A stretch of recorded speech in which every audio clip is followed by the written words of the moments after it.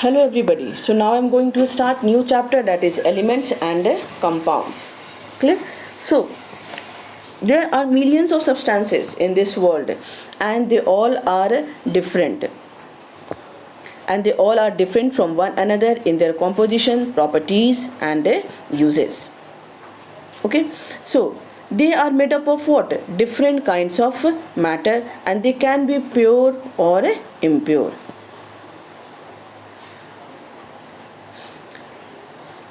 So they can be pure and impure. So first let's discuss about the pure substances. Means, what do you mean by this pure substances? Pure substances have a definite composition and a definite set of properties. Definite set of properties means what?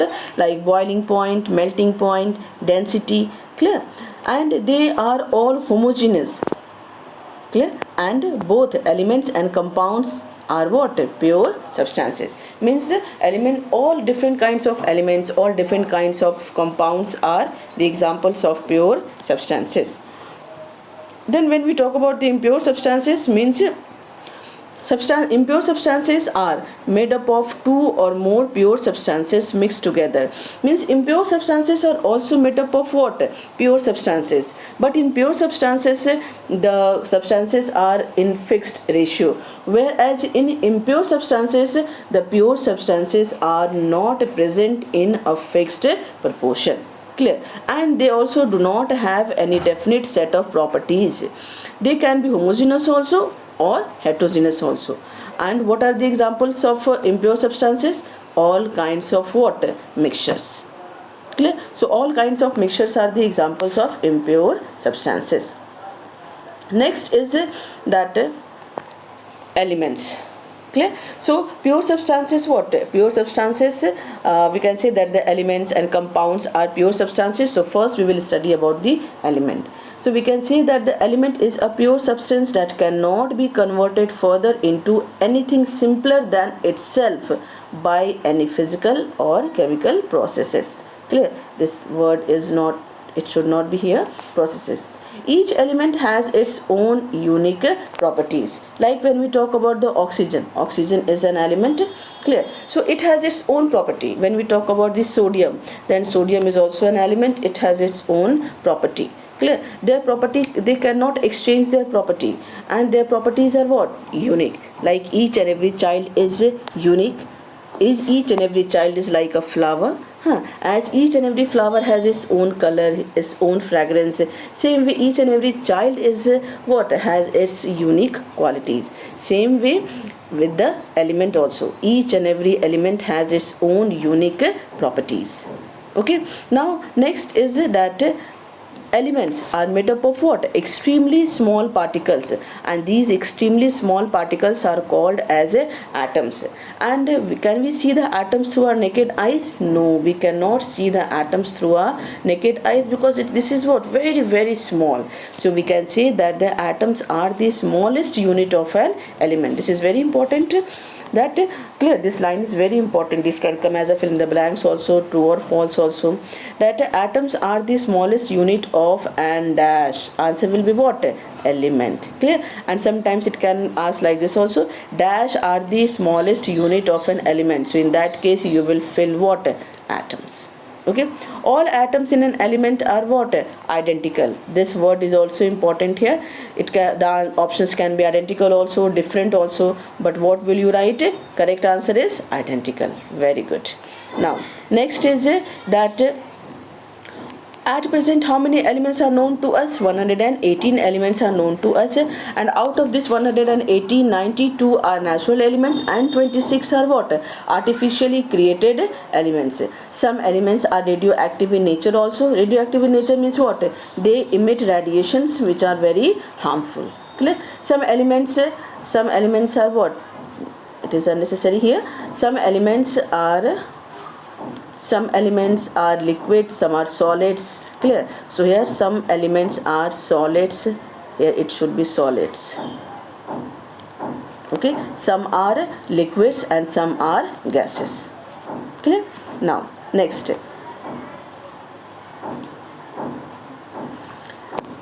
Here also this word should not be here. Elements are the basic pure substances from which what millions of substances are made. For example, oxygen, hydrogen, sulfur, carbon, iron, they are what? They are the examples of element, and from this millions of substances are made up of. Okay, now based on their properties, elements are classified into metals, non-metals, metalloid and noble gases. So now we will study separately about the metals, about the non-metals, metalloids and noble gases. So first let's study about the metals. Most of the elements known to us are what? Metals, like gold, silver, they all are what? Examples of metals.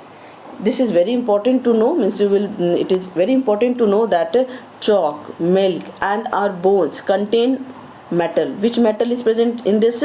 Calcium metal is present in this. Okay, so if the question is name the metal which is present in chalk, milk and our bones, then your answer will be what? Calcium.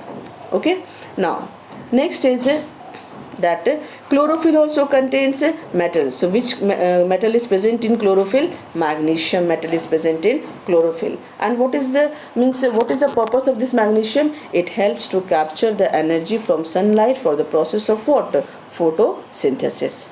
Okay, now next, in mammals also iron is present in the RBC. Clear? RBC in hemoglobin. And what is the purpose of this iron? It carries what? Oxygen in the body.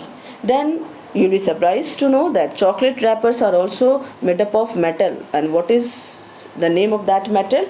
Aluminium.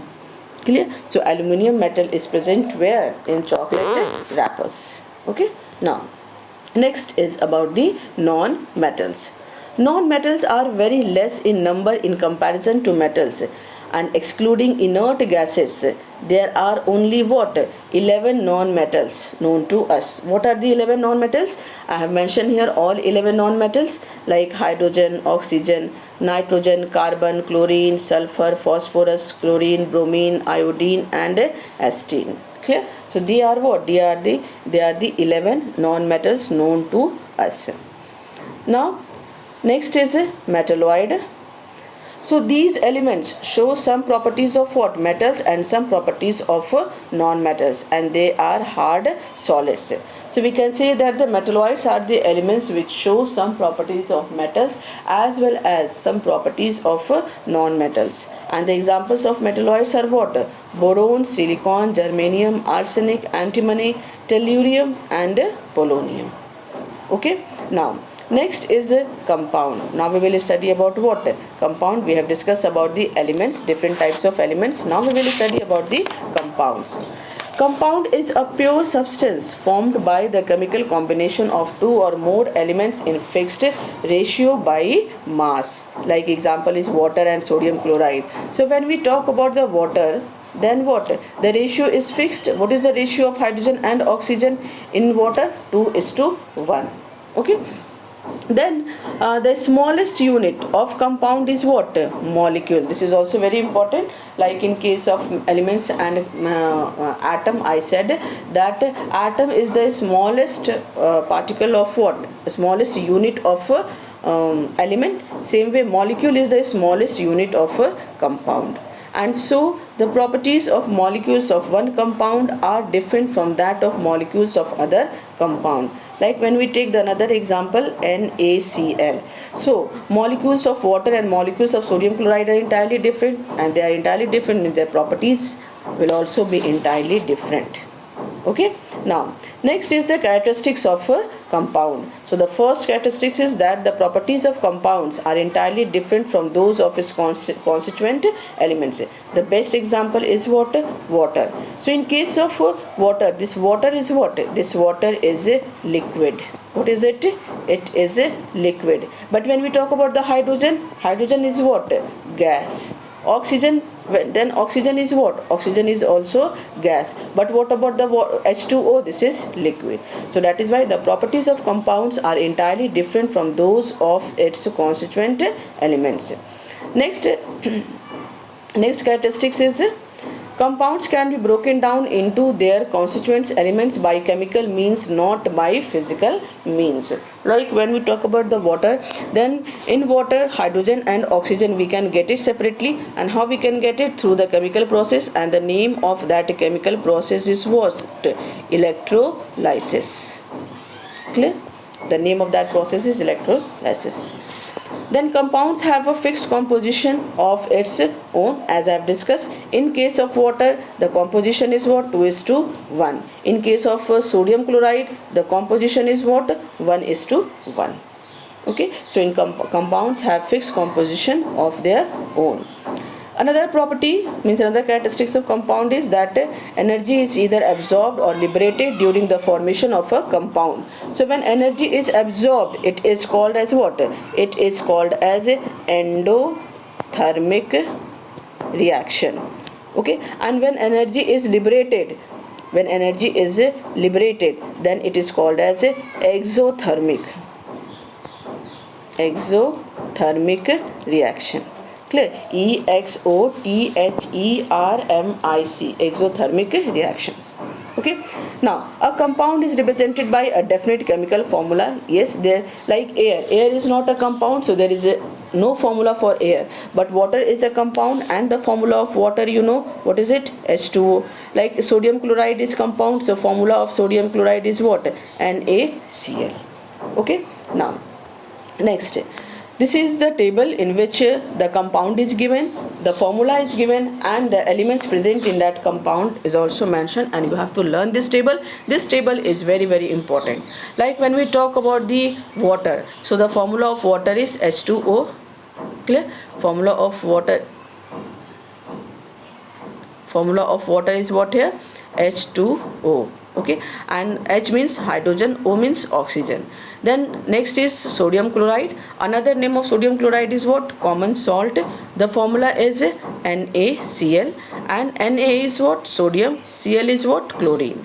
Next is magnesium oxide. The formula is MgO, and Mg is magnesium, O is oxygen.